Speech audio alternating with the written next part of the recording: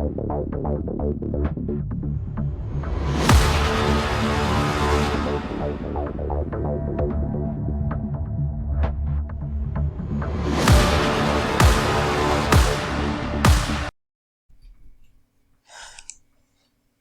दोस्तों, मैं हूं आपका दोस्त, आपका होस्ट आरके और आप देख रहे हैं आरके ट्रेडिंग। दोस्तों, तारीख है 14 फरवरी 2021, दिन है रविवार और यहां पर आपके सवाल मेरे जवाब का 103 एपिसोड यानी 103 एपिसोड लेकर आपके सामने हाजिर हूं।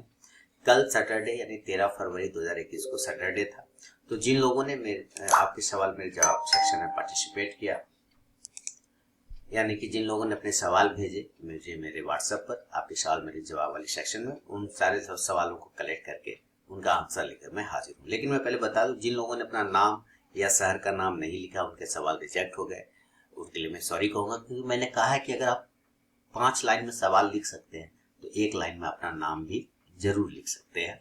वो लिखें, नहीं तो फिर आपको सारी मेहनत बेकार हो जाएगी ना। क्योंकि मुझे पता होना चाहिए कि मैं आखिर किन के सवालों का जवाब दे रहा हूँ। तो जिन्होंने नाम नहीं भेजा अपना साथ में सवाल के नीचे में, उनके सवाल रिजेक्ट हो गए।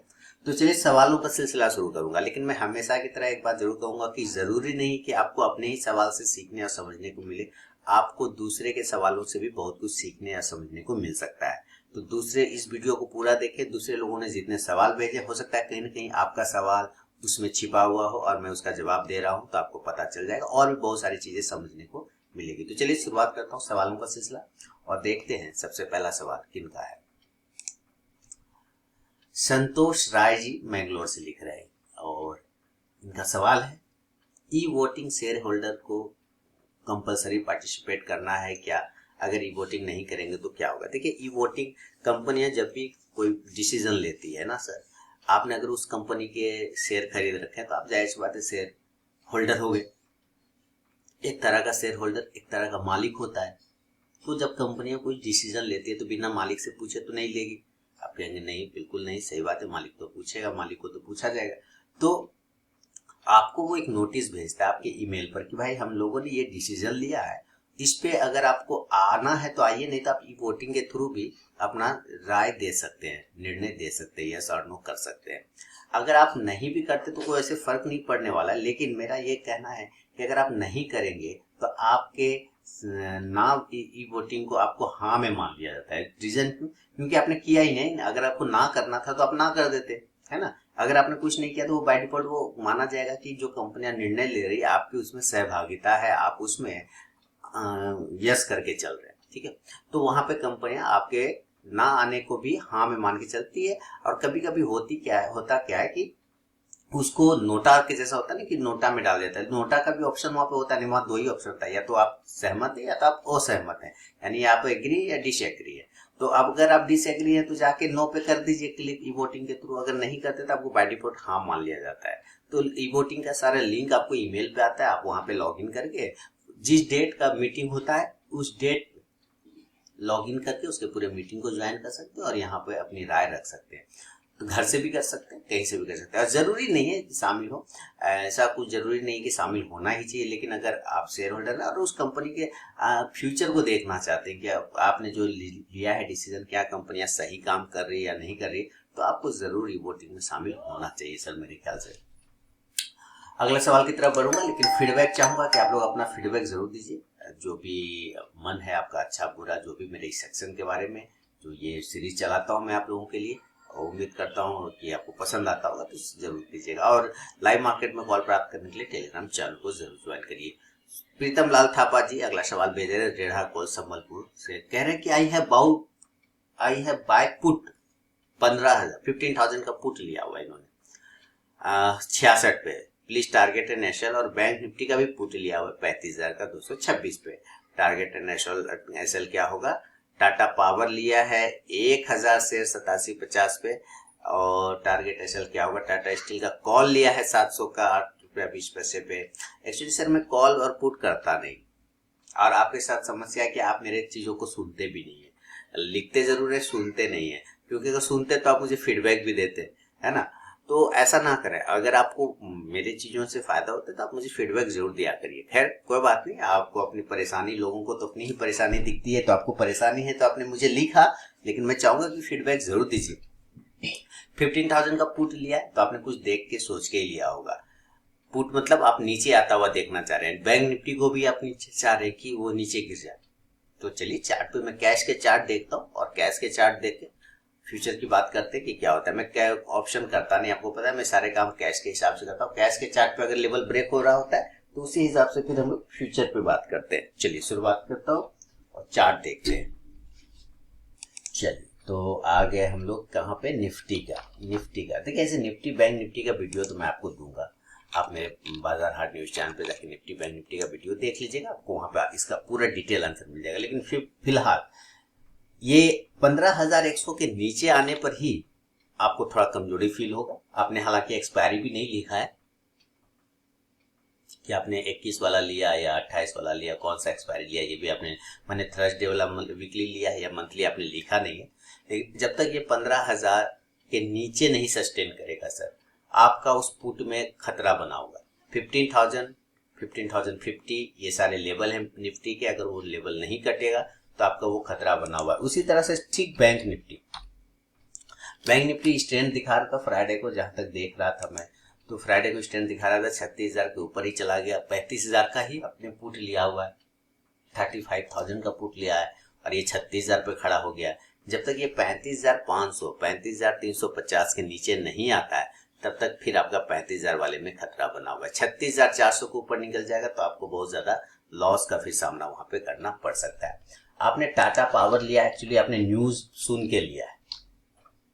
टाटा पावर में कुछ न्यूज आया हुआ, उस न्यूज की वजह से आपने लिया है, और उसका प्राइस आपने क्या रखा है वो हम लोग यहाँ पे देख लेते हैं।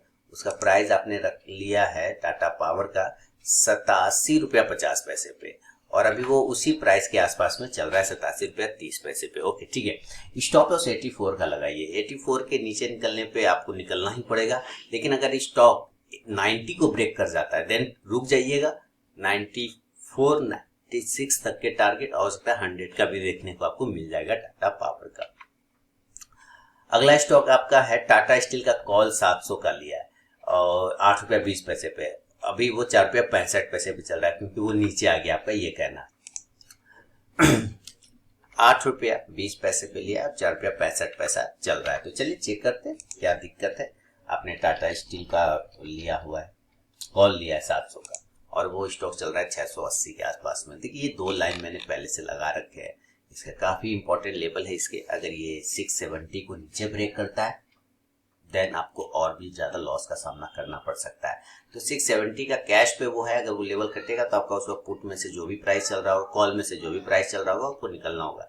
जब तक ये 690 को वापस से ब्रेक नहीं करेगा तब तक जाने के चांस इसके नहीं है। लेकिन अब देखते हैं, आज संडे है और मंडे को इसका क्या आता है, मंडे को क्या रिजल्ट होता है। आपने एक्सपायरी अगर लिखते तो आप ज्यादा बेहतर हो पाता, फिर और अच्छे से पता चल पाता चांसेस कितने बनते हैं। तो जो स्टॉप लॉस है कैश के चार्ट पे वो मैंने आपको बताया, अगर वो लेवल आता है तो आपको वहां से निकलना पड़ेगा सर। अगला सवाल जो है वो है नीरज सिंह साहब का, लखनऊ से लिख रहे हैं कि टाटा केमिकल्स को बाय किया है 563 और करूर वैश्य बैंक को बाय किया है 5640 पे। एसएलएन टारगेट बताइए। बिल्कुल बताऊंगा सर, और ये आप लोगों का फीडबैक मुझे चाहिए, क्योंकि फीडबैक देंगे तो ही मैं इसको मैं चाह रहा हूँ आप दूसरे लेवल का तरह से आपके सवाल मेरे जो आपको लाने के लिए, और उसके बारे में पूरा काम कर रहा हूँ कि किस तरह से इसको और प्रेजेंट किया जाए और आप लोगों के लिए और आसान बनाया जाए। हालांकि आसान तो पहले से, सिंपल सा चीज है, व्हाट्सएप पर भेज देना, मैं उसका आंसर कर देता हूँ अगले दिन। सिंपल तो अभी भी है, और भी कुछ सिंपल हो सकता है, तो उस पर मैं सोच रहा हूँ। तो आप इसका फीडबैक देंगे तो मैं उसके बारे में फिर आगे सोचूंगा। चलिए तो शुरुआत करता हूँ। टाटा केमिकल्स को आपको ने 563 पे बाय किया, और करूर वैश्य केवीपी में सर मैंने पहले भी रिकमेंड किया है करूर वैश्य बैंक को, पहले भी उसके जो टारगेट थे वो target already Karur Vysya bank को आ चुके हैं। अगर आप मेरे टेलीग्राम चैनल को फॉलो करते हैं, स्विंग ट्रेडिंग कॉल जहां पे मैं प्रोवाइड करता हूं, तो वो टारगेट ऑलरेडी आ चुके हैं। मैंने यहाँ कहीं पे ही 45, 47 के आसपास में बाय करवाया था, और वहां से ये स्टॉक 50 और 58 तक चला गया।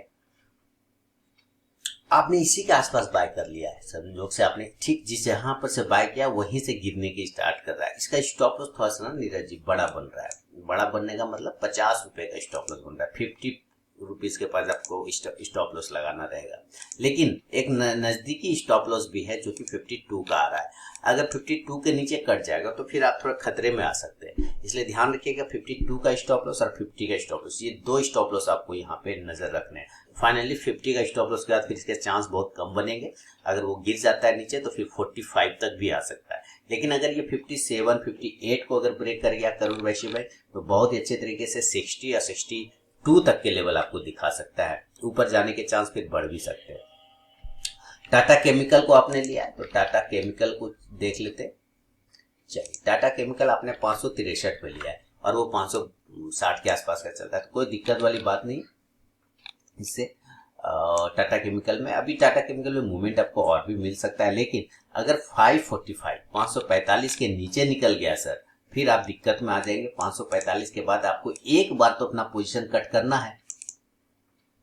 अदरवाइज अगर ये 585 के ऊपर निकल गया तो फिर आप 640 तक के भी टारगेट लेने के लिए तैयार रहिएगा, आपको वहां पे मिल सकता है। अगला सवाल बढ़ूंगा, फीडबैक जरूर चाहूंगा आप लोग का। पार्थ जी मुंबई से लिख रहे हैं कि dear sir, thank you so much for your valuable input on various stock. Thank you, welcome sir. Each and every day you provide a lot of insights of market which is extremely useful. मैं अपने नए viewer से यही कहना चाहूंगा कि भाई मेरे इस चैनल पे आपको बहुत सारी चीजें मिलती है, बहुत सारे प्लेलिस्ट बने हुए हैं। अगर आप वो सब प्लेलिस्ट को चेक करेंगे तो स्ट्रैटेजी से लेके इमोशनल वीडियो, जो मोटिवेशनल वीडियो, साथ में साइकोलॉजी वीडियो, सारे आपके ट्रेडिंग रिलेटेड आपको मिलेंगे। और टेलीग्राम चैनल भी अलग से चलता है जहां पे स्विंग ट्रेडिंग प्रोफेशनल कॉल भी मिलता है। साथ ही वीडियो बना के भी मैं चैनल पे पोस्ट करता हूँ यूट्यूब चैनल पे, तो आप जुड़े रहिए, बने रहिए। और ये सारे सीरीज जो है ये देखिए लोग फी लेके ऑर्गेनाइज करते हैं ना, इसी सवाल जवाब का सेक्शन को फी लेके ऑर्गेनाइज करते हैं। मैं पिछले 2 साल से फ्री ऑफ कॉस्ट में कर रहा हूँ, फिर भी आप लोग फीडबैक कम करते हैं। खैर कोई बात नहीं, पार्थ जी जो लिखा उनके लिए बहुत बहुत धन्यवाद। अब ये अपना सवाल लिख रहे हैं कि मदरसन सुमी 140 पे लिया है, बहुत बढ़िया। In last few days A sharp rally because result बहुत अच्छा है इसका। So what should I do currently, hold or sell? Even I am JM Finance at 87. What is the short term target? JM Financial, sir JM Financial को आप, मैंने पूरा detail video बना दिया है पार्थ जी। JM Financial को आप बाजार हाट न्यूज पे जाएंगे, मैंने कल एक नाम डाला था, कौन सा वीडियो, 3 तिगड़ा काम तगड़ा, इस हेडिंग से मैंने वीडियो डाला। 3 तिगड़ा काम तगड़ा करके एक वीडियो बाजार हाट न्यूज पे डाला था, आप वहां जाइए, उसमें JM Financial का पूरा डिटेल मैंने बताया हुआ है, तो आपको उसका आंसर वहां मिल जाएगा। ठीक है, अब बात करता हूँ मदरसन सुमी जो आपने 140 पे लिया। देखिए रिजल्ट आए थे फ्राइडे को मदरसन सुमी के, है ना, और स्टॉक ऑटो आंसलेरी की लीडर कंपनी है, इसमें कोई प्रॉब्लम तो इसमें है नहीं। और आपने 140 पे लिया और 200 के आसपास की वो रैली है, 50 पॉइंट 60 पॉइंट तो आपने यूज कर लिए। तो आपसे एक रिक्वेस्ट है इसका कि जिस तरह का वॉल्यूम आया ना, ये वॉल्यूम इसके पास पीछे अगर मैं देख रहा था तो ये वॉल्यूम इसके पास पीछे 2000, माने आप कहीं पे भी इतनी बड़ी वॉल्यूम रैली इसको कभी नहीं देखेंगे मदरसन सुमी में। इतनी बड़ी वॉल्यूम आज तक इसको पैदा ही नहीं हुआ। देख रहे हैं कहीं नजर आ रहा है पीछे, नहीं आ रहा है, लेकिन ये फ्राइडे का वॉल्यूम देखिए कितना खतरनाक और कितना भयानक है। चलिए, तो ये वॉल्यूम को देखते हुए आपको थोड़ा सा वेट करना चाहिए, लेकिन एक स्टॉप लॉस आप इस कंडीशन में मेंटेन कर लीजिए जो कि आपके प्रॉफिट के ऊपर रहेगा, वो है 180, 180 रुपए का आप स्टॉप लॉस लगाइए। और मदरसन सुमी में मेरा वेट एंड वॉच का आपको होगा कि आप वेट एंड वॉच करें, इसमें आपको तगड़े प्रॉफिट भी 220 तक का भी देखने को मिल सकता है रिजल्ट मदरसन सुमी में, नजर रखिएगा इस पे। और जेएम फाइनेंशियल का आपको बाजार हाट न्यूज पे मिल जाएगा। अगला सवाल बढ़ूंगा सर, अगला सवाल है मुरलीधरन जी चेन्नई से लिख रहे हैं, I have bought STC India at 80 rupees as per your short term calls recommend. देखिए 80 रुपए पे आपने STC इंडिया ले लिया, बहुत बढ़िया बात है, और क्लोजिंग बेसिस पे लिया तो अच्छी बात है, नहीं लिया तो आपको देखना पड़ेगा उसके स्टॉप लॉस। तो हम लोग STC इंडिया को देखते हैं। दोस्तों, अगर अभी तक आप लोगों ने टेलीग्राम चैनल को ज्वाइन नहीं किया तो जरूर ज्वाइन कीजिएगा। इसमें मैं लाइव में कुछ कॉल्स प्रोवाइड करता हूं और आप जाके ज्वाइन होकर देख सकते हैं कि वहाँ पे मेरा कॉल्स का परफॉर्मेंस कैसा रहता है। तो यहाँ पे मैंने 3 तरीका बताया ज्वाइन होने का टेलीग्राम चैनल पे। पहला प्रोसेस है दोस्तों कि आप मेरे वीडियो के डिस्क्रिप्शन में जाइए, किसी भी वीडियो के डिस्क्रिप्शन में वहाँ टेलीग्राम चैनल का लिंक मिलेगा। उस लिंक पे क्लिक करके आप टेलीग्राम चैनल पे ज्वाइन हो सकते हैं। दूसरा प्रोसेस है दोस्तों कि आप अपने मोबाइल में टेलीग्राम ऐप को इंस्टॉल कीजिए, उसके बाद उसे ओपन करिए। ओपन करने के बाद आरके ट्रेडिंग बीजीपी को सर्च कीजिए अपने टेलीग्राम ऐप में, तो वहाँ पे मेरा चैनल मिल जाएगा, आप उस पर क्लिक करके ज्वाइन हो सकते हैं। तीसरा प्रोसेस है दोस्तों कि आप मुझसे मेरे व्हाट्सअप नंबर पर टेलीग्राम चैनल का लिंक मांग सकते हैं। मैंने यहाँ पे व्हाट्सअप नंबर दे दिया है और यही मेरा कॉल का भी नंबर है, तो आप यहाँ भी मुझसे अपना व्हाट्सअप पर टेलीग्राम चैनल का लिंक मांग सकते हैं। तो जरूर वहाँ पे ज्वाइन होइए, वो लाइव में मैं कुछ कॉल्स प्रोवाइड करता हूँ वहाँ पर भी। एचटीसी इंडिया 80 के ऊपर बाइंग था, 85 और 90 के टारगेट के लिए, स्टॉप लॉस 76 का था एचटीसी इंडिया में। तो चलिए एचटीसी इंडिया को हम लोग देखते हैं। यहाँ लगा दिया एचटीसी इंडिया और ये आ गया एचटीसी इंडिया, यहाँ है ना एचटीसी इंडिया, बिल्कुल यही है एचटीसी इंडिया। और ये है बीएसई का स्टॉक, यहाँ अच्छा यहाँ एनईसी भी है, यहाँ पे एनईसी का। चल अब आगे, अब हमने लिया आपको कितना पे, ये मैंने डाला था 9 फरवरी को, 9 फरवरी को डाला था 10 तारीख के लिए। तो 9 फरवरी पहले तो यहाँ देखिए ये 9 फरवरी है और रात में डाला था, 10 तारीख के लिए वैलिड था, तो 10 तारीख का यहाँ आ गया। और ये पहला टारगेट 80 के बाद जो था वो टारगेट था 85 का ऑन क्लोजिंग बेसिस। आप देखिएगा 83.50 के पास वो हाई लगा था, लेकिन क्लोजिंग कहाँ किया, उस दिन की क्लोजिंग हमारे पास कहाँ हुआ 79.95, लगभग 80 रुपीज के आसपास में हुआ। आप स्टॉप लॉस का वेट करिए, प्रॉपर स्टॉप लॉस के लिए आप वेट करिए। थोड़ा स्टॉप लॉस अगर मॉडिफाई करना है तो 75 का स्टॉप लॉस लगा लीजिए और अभी वेट करिएगा 85 और 90 टारगेट। स्टॉक में कोई खराबी नहीं है, स्टॉक सही है, स्टॉक में मूवमेंट भी है और चार्ट भी बहुत अच्छे बने हुए, लेकिन थोड़ा वेट कर लीजिएगा स्टॉप लॉस प्रॉपर होल्ड करके। अगला सवाल लेता हूँ, फीडबैक जरूर चाहूंगा मुरलीधरन जी आपका। और अगला सवाल है अमूल्या जी साउथ वेस्ट दिल्ली से लिख रहे हैं कि भेल लॉन्ग टर्म के लिए रखना सही है, 5 साल या उससे ज्यादा, इसमें डिविडेंड एंड बोनस मिल सकता है। सर डिविडेंड और बोनस ये दोनों चीज कंपनियों का अपना मन, आप जबरदस्ती उसका गर्दन पकड़ के नहीं ले सकते, है ना। मैंने ये बात पिछले वीडियो में बताया था, ये सारे उसके मन का है।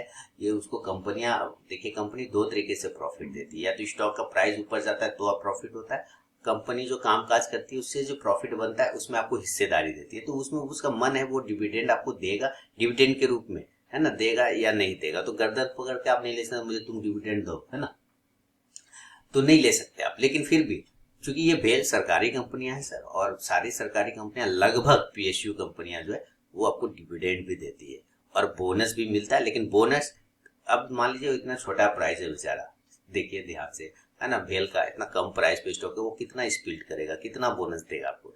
डिविडेंड मिल सकता है, डिविडेंड मिलता है रेगुलर बेस पे, वो डिविडेंड देता भी है, सारे पीएसयू स्टॉक से डिविडेंड देते हैं। ठीक है, आपने 29 पे बाय किया है 300 क्वांटिटी, तो ठीक है सर, आपने लॉन्ग टर्म के लिए व्यू रखा है तो भेल को रखिए सर, कोई दिक्कत नहीं है, आप बिल्कुल भेल को रखिए नजर पे। और कोई टेंशन वाली उतना खास बात नहीं, छोटा सा स्टॉक है, बोनस मिले ना मिले डिविडेंड तो मिलेगा, इस बात का पक्का है, क्योंकि पीएसयू कंपनियां डिविडेंड देती है और ये ठीक ठाक देगा, उसमें ऐसा खराबी नहीं। ऑलरेडी आपने 29 पे लिया तो 10 पॉइंट का ऑलरेडी प्रॉफिट में, 4-5 साल का व्यू रखा है, तो उम्मीद है इस साल आपको ये स्टॉक और भी अच्छा रिजल्ट बना दे सकता है। लेकिन डिपेंड करता है आपके वही सोच, जो कल हम लोगों ने एक सेशन किया था long term investment, seat back and relax करके एक वीडियो हम लोगों ने कल लाइव किया था, बाजार हाट न्यूज चैनल पे लाइव किया था। उसमें इसी साइकोलॉजी की बात करते हैं।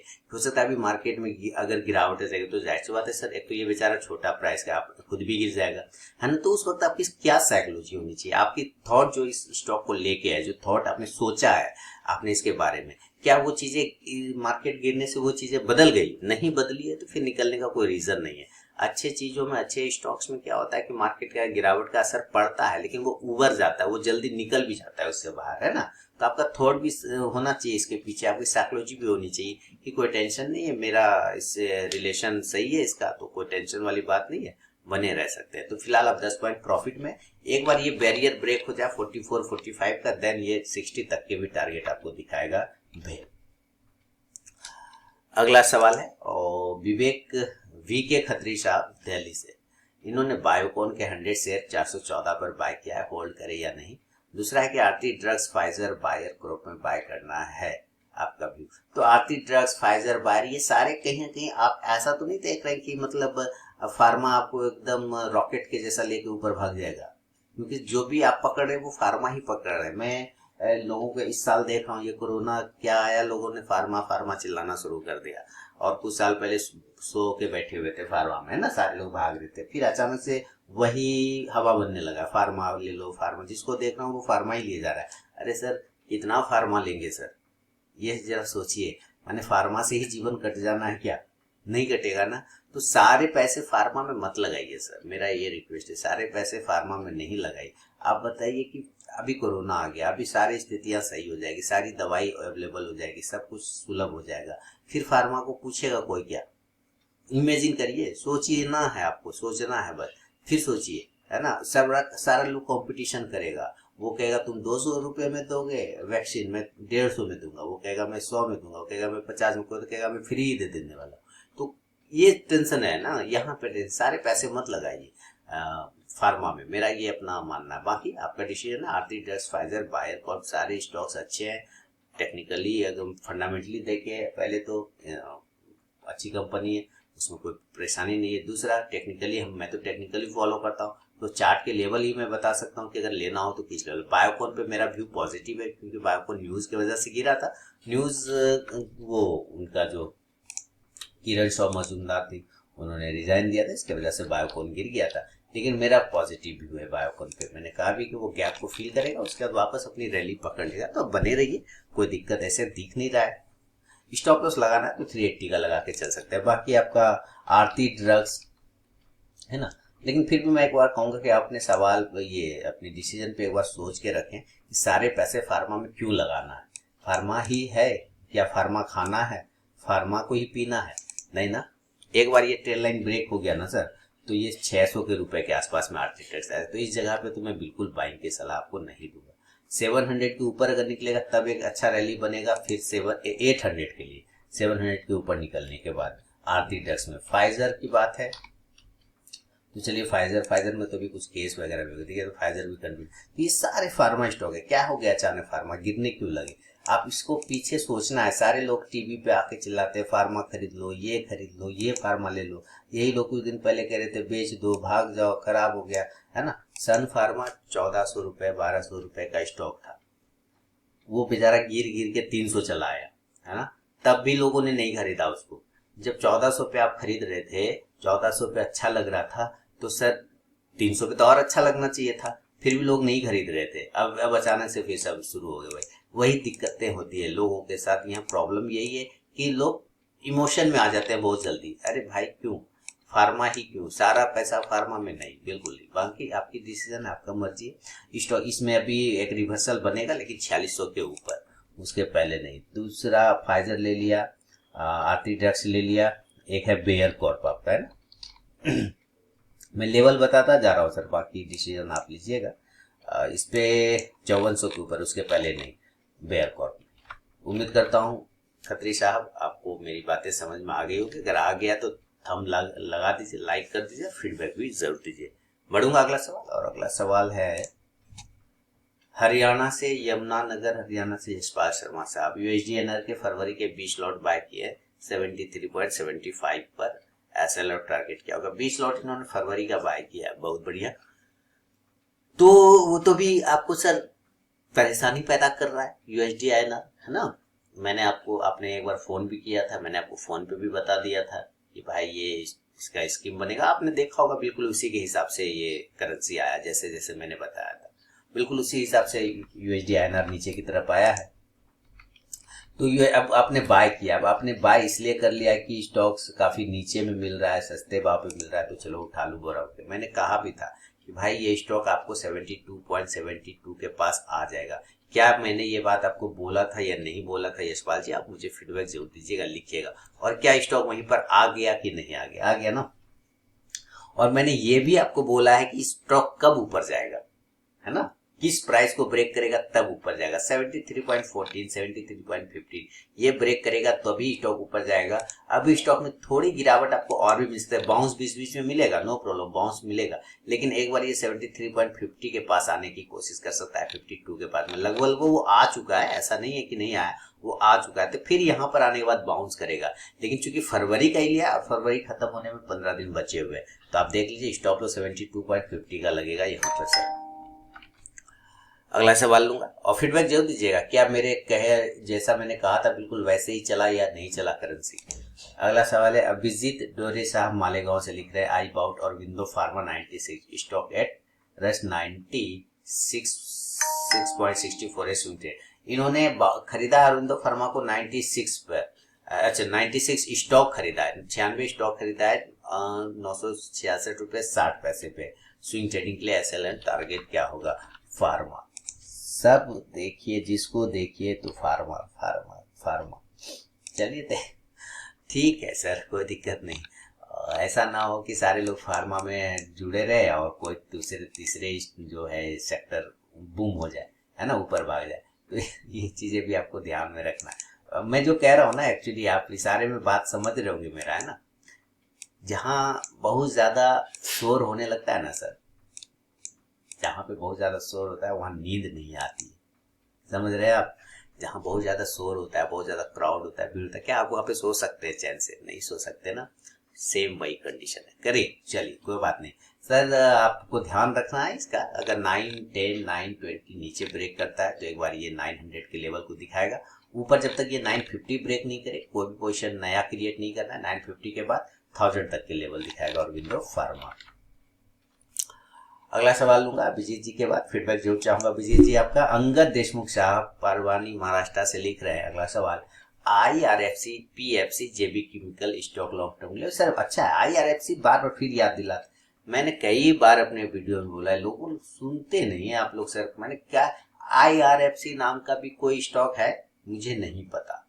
बात समझिए, मैंने लॉन्ग टर्म के बारे में क्या बोला कि RBNL IRFC क्यों आप बार बार याद करते हैं? आपने कर लिया तो भूल जाइए ना उसको सर, क्यों देखना? FD रोज रोज आके बैंक में आप देखते नहीं है, फिर अपने उस स्टॉक को क्यों देखते हैं जो आपने FD के जैसा लगा रखा है? क्यों उसको देखना? आप भूल जाइए ना, तो उसका लॉन्ग टर्म व्यू है, लॉन्ग टर्म है ही है उसका। कम से कम वो आपको लॉस नहीं देगा, आप निश्चिंत रहिए, है ना, उसमें आप एकदम टेंशन फ्री रहिए। एक तो PSU कंपनी है सर, और वो भी रेलवे की कंपनी है, तो क्यों टेंशन उतना लेना। अब बात है JB केमिकल का सर, ठीक है JB केमिकल भी अच्छा स्टॉक है, आप JB केमिकल की जगह UPL वगैरह भी देख सकते हैं, सुदर्शन केमिकल भी देख सकते हैं। मैं अपना व्यू बता रहा हूँ, बाकी JB केमिकल भी अच्छा व्यू है। दूसरा है कि CAGR या क्या होता है अंगद देशमुख साहब? देखिए CAGR ना एक तरह का रिटर्न कैलकुलेट करने का प्रोसेस है। रिटर्न कैलकुलेट किस पर होता है? आपके इन्वेस्टमेंट में होता है। C मतलब होता है कंपाउंड, A मतलब होता है एनुअल, ठीक है। C मतलब कंपाउंड, A मतलब एनुअल, G मतलब ग्रोथ, R फॉर रेट, यानी कंपाउंड एनुअल ग्रोथ रेट। अब कंपाउंड मतलब चक्रवृद्धि टाइप का, एनुअल वार्षिक, ग्रोथ बढ़ोतरी, रेट दर, यानी कि आपका किसी इन्वेस्टमेंट पर किस हिसाब से रिटर्न आ रहा है उसका सही कैलकुलेशन करने का तरीका होता है CAGR।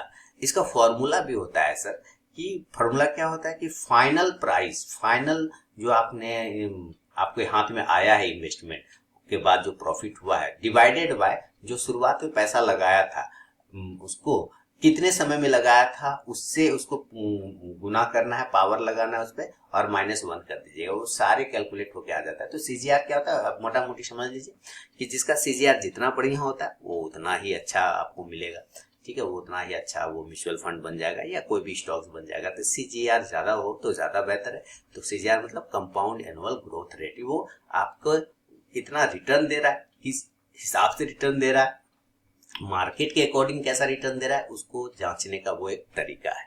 तो ये होता है CGR। बाकी ये कैलकुलेशन मेथड सब होता है, वो कैलकुलेशन मेथड यहाँ पे क्या करना है आपको। ग्रेसन नोरनाहा जी मंगलुरु से, कर्नाटका मंगलुरु से लिख रहे होल्डिंग मदरसन सुमी 500 क्वांटिटी 75.70। मुबारक हो सर, आपने 100% से ज्यादा रिटर्न होल्डिंग में आपने बनाया है मदरसन सुमी। अभी मैंने मदरसन सुमी का आंसर कर दिया है कि 180 का स्टॉप लॉस लगा के होल्ड कर सकते हैं। तो मदरसन सुमी का आपको मैंने आंसर कर दिया, 180 का स्टॉप लॉस लगा के होल्ड करिए, और आपको बहुत अच्छा रिटर्न बनाया मदरसन सुमी पे, इसके लिए कांग्रेचुलेशन, मुबारकबाद। अब बात है CUB यानी कि सिटी यूनियन बैंक, 725 क्वांटिटी 128 पे लिया, ITC 150 क्वांटिटी 177 पे लिया, SBI का 140 quantity for long term view. बहुत ही बढ़िया, बहुत ही बढ़िया। SBI 140 क्वांटिटी 270 पे लिया है सर, वो 400 के आसपास का प्राइस चल रहा है।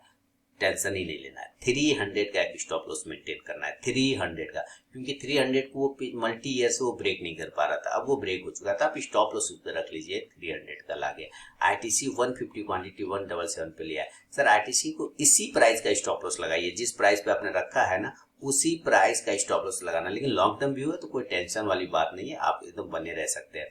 सिटी यूनियन बैंक, देखिए दोस्तों, कोई भी पर्सनल बाइंग और सेलिंग की सलाह तो यहाँ पे ऐसे है नहीं, लेकिन फिर भी आप अपना जो मैं बता रहा हूँ, मैं अपना व्यू बता रहा हूँ चार्ट के हिसाब से, कि आपने अगर लॉन्ग टर्म व्यू रखा है तो थोड़ा गिरेगा तो क्या फर्क पड़ता है, थोड़ा उठेगा फिर क्या फर्क पड़ता है। तो क्या होता है कि जब आप लॉन्ग टर्म व्यू रखते हैं तो आपको मौका ढूंढना है और उसमें स्टॉक्स में अपॉर्चुनिटी ढूंढना है। तो लॉन्ग टर्म व्यू देखिए, इन्होंने लॉन्ग टर्म व्यू रखा तभी तो मदरशेर में इतना प्रॉफिट बनाया। सिटी यूनियन बैंक को एक बार देखना पड़ेगा, इसका मुझे याद नहीं है सिटी यूनियन बैंक, इसलिए सिटी यूनियन बैंक को देख लूंगा। देखिए आपने लिया है सिटी यूनियन बैंक को 128 पे, और अभी भी वो 162 चल रहा है, यानी आप इसमें भी ऑलरेडी प्रॉफिट में। मैं आपसे चाहूंगा एक बार सिटी यूनियन बैंक का स्टॉप लॉस मेंटेन 150 का कर लीजिए ग्रेशन साहब, तो ज्यादा बेहतर होगा। 150 का ऐसा, बाकी सारे स्टॉक्स आपने अच्छे। और आपने क्या लिखा, always watching your videos and learn lots profit. Thank you sir, thank you, बहुत बहुत थैंक यू। वीडियो देखते रहिए, फीडबैक देते रहिए।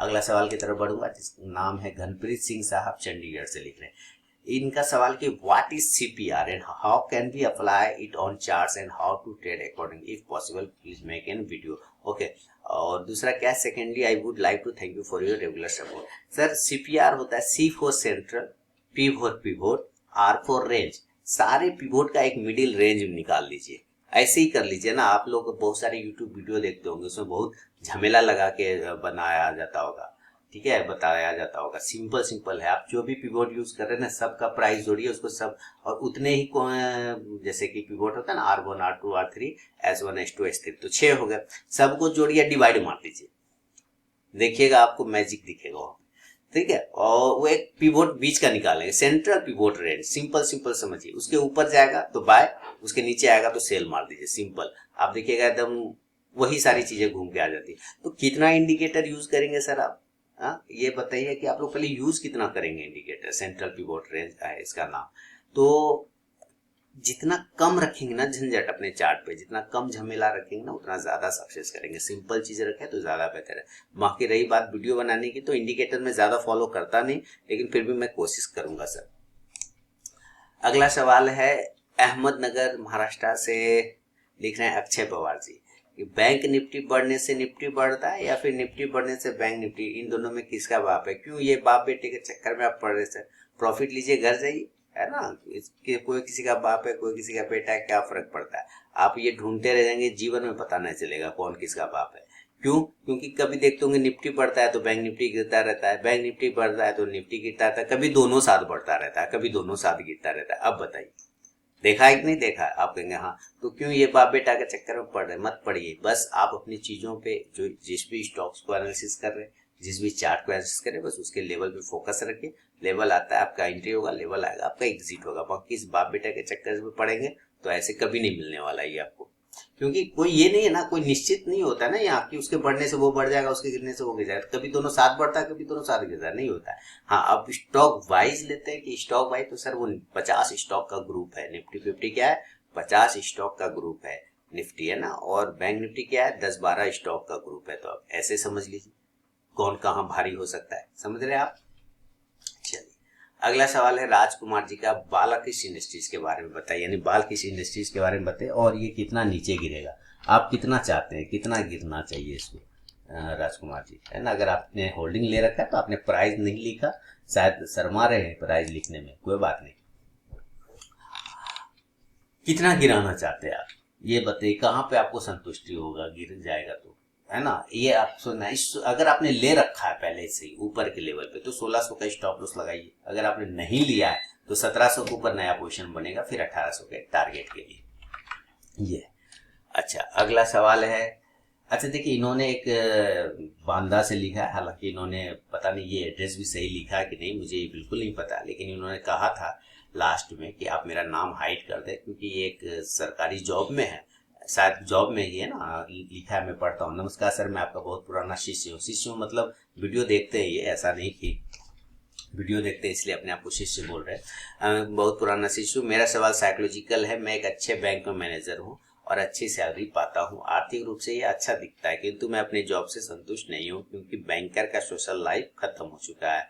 आपके एक वीडियो में मैंने सुना था, जब आपने स्टॉक मार्केट को कैरियर बनाया था तब आपका डेली टारगेट उस दिन की दैनिक सैलरी थी, किंतु मेरे लिए अभी उस टारगेट को पाना संभव नहीं, ना ही इंट्राडे करना संभव है।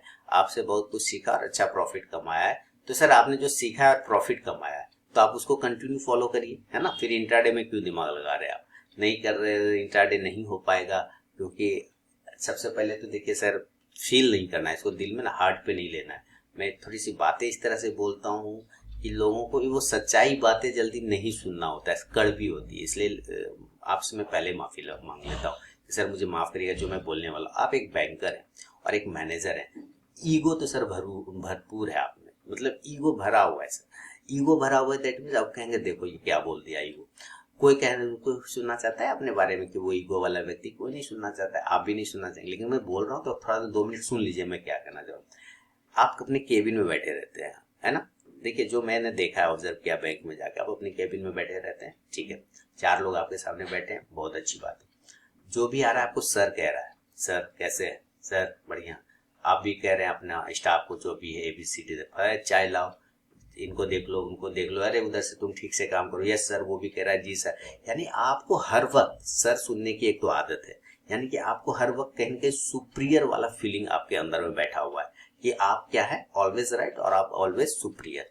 ये चीज थिंक लेके आप फिर आप मार्केट में आते हैं, इसीलिए आप फेल हो जाएंगे। अगर यही थिंकिंग लेके आप मार्केट में आएंगे कि you are superior and you are boss, तो आप फेल हो जाएंगे। इसलिए इंट्राडे में लोग मैक्सिमम फेल होते हैं, वो अपना उसी ईगो को लेके आते हैं।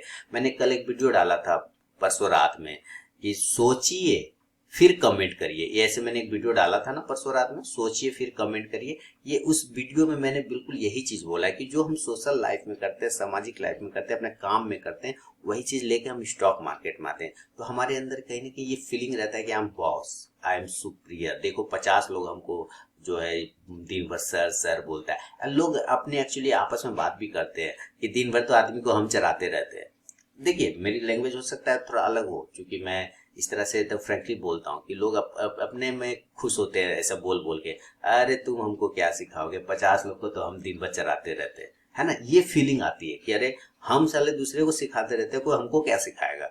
हाँ, तो ये बातें आ जाती है जब आप ट्रेड करने बैठ जाते हैं और वो स्टॉक आपको सिखाने लग जाता है। मार्केट आपको जब सिखाने लग जाता है तो आपको लगता है साला देखो इसकी इतनी मजा।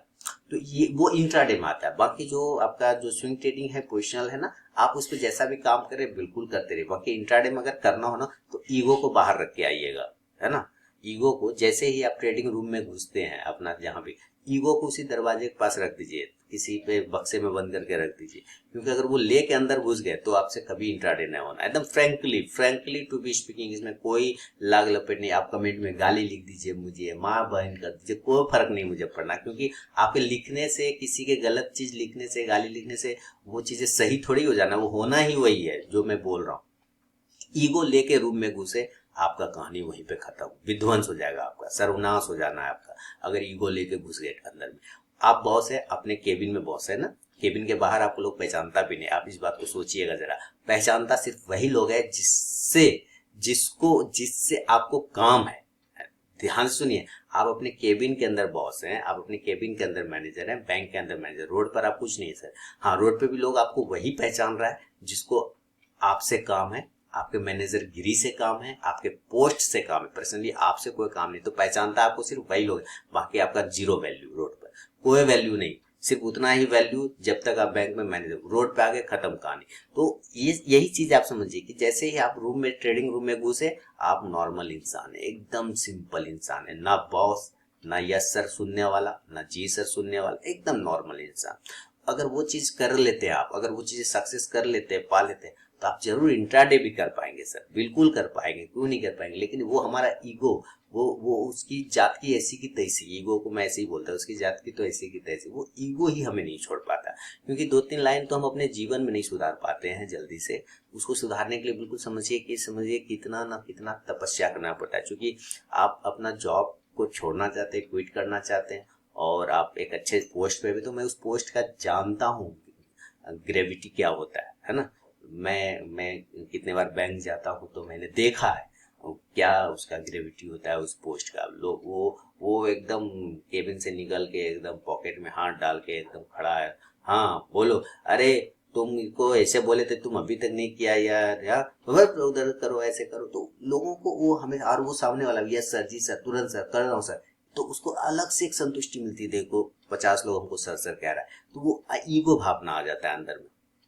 आपको लगता होगा ये ईगो कहाँ से आ गया, ये ईगो वाली कौन सी बात ये कह रहे हैं। नहीं, आप फील करिए, आपको नहीं लगेगा ना, आपको नहीं लगेगा, क्योंकि किसी को नहीं लगती है अपनी खराब चीज नजर में आता, लेकिन कोई अगर बता रहा है तो आप समझिए कि कहीं ना कहीं कुछ तो प्रॉब्लम है। इसीलिए आप केबिन के अंदर मैनेजर हो सकते हैं, बैंक के अंदर मैनेजर हो सकते हैं, रोड पर आप मैनेजर नहीं है, आप एकदम नॉर्मल इंसान है। घर आने के बाद आप मैनेजर नहीं है, एकदम नॉर्मल इंसान है।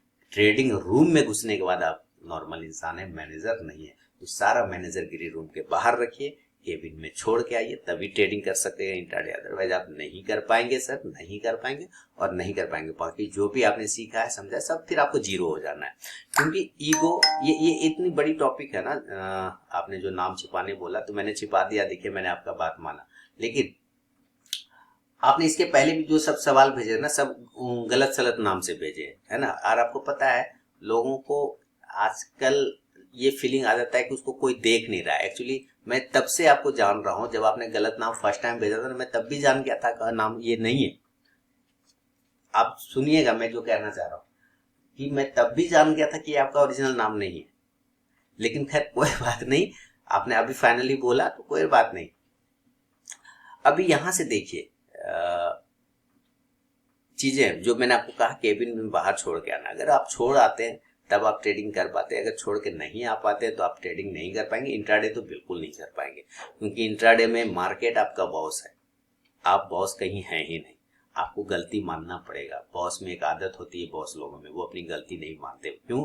क्योंकि एक लाइन पढ़ा क्या ही लिखा रहता है, सीढ़ी के पास चिपका रहता है ऑफिस के बीच, बॉस इज ऑलवेज राइट। ये लाइन जिसने बनाया हो, डैश डैश बहुत बड़ा होगा, बहुत बड़ा वो डैश डैश होगा, समझ रहे हैं? जिसने भी ये लाइन बनाया कि बॉस इज ऑलवेज राइट, वो बहुत बड़ा होगा, वो डैश डैश टाइप में आप जो लगाना है आप समझ लीजिए।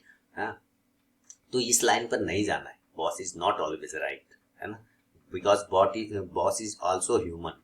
बॉस भी एक मानव है और इंसान से, मानव से गलती होती है, ठीक है। इसलिए वो बॉस रहे कि बॉस ही रहे, उससे कोई फर्क नहीं पड़ता। गलती आपसे भी होती है, आपको स्वीकारना पड़ेगा। अगर आप वो स्वीकारते हैं तो आप कर पाते हैं, नहीं स्वीकारते तो फिर सर डैश डैश डैश, ठीक है ना सर। तो उम्मीद करता हूँ अगर मेरी छोटी सी 4-5 लाइन, 10 लाइन, 5 मिनट जो भी मैंने आपका खाया बर्बाद किया, उसमें अगर मैं आपको कुछ समझा पाया हूँ इनडायरेक्टली और डायरेक्टली, तो मुझे फीडबैक जरूर दीजिएगा, मुझे पता चल जाएगा सर। वीडियो को कमेंट में लेकिन देना है, ताकि दूसरे लोग भी जान सकें कि हाँ सच में ये काम कर रहा है या काम नहीं कर रहा है। बढ़ूंगा अगला सवाल, और अगला सवाल क्या है, खत्म हो गया। लीजिए अगला सवाल, आप ही लास्ट थे सर। हाँ चलिए, खैर कोई बात नहीं। तो आपके सवाल मेरे जवाब का ये 103 एपिसोड, 103 एपिसोड आपके सामने आज समाप्त हो रहा है। और अगला एपिसोड 104 एपिसोड का होगा, जो नेक्स्ट सैटरडे को फिर से ऑन होगा आपके सवाल मेरे जवाब में, जहाँ पे आप अपने सवाल भेज सकते हैं मार्केट रिलेटेड। फीडबैक जरूर दीजिएगा दोस्तों। लाइव मार्केट में कॉल प्राप्त करने के लिए टेलीग्राम चैनल को जरूर ज्वाइन करिए। मिलता हूँ नेक्स्ट वीडियो में, तब तक के लिए बहुत बहुत धन्यवाद।